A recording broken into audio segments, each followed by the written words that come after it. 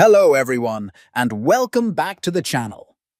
In today's video, we're going to walk you through how to change the video resolution on your Android phone. Whether you're looking to capture high-quality videos or save some storage space, this simple change can make a huge difference. Let's get started. First, we need to open the Camera app.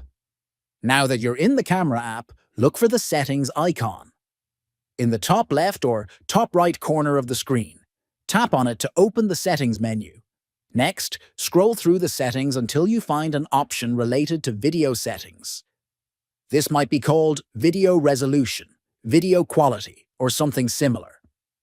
Now you'll see a list of available resolutions like 720p, 1080p, or even 4K, depending on your phone.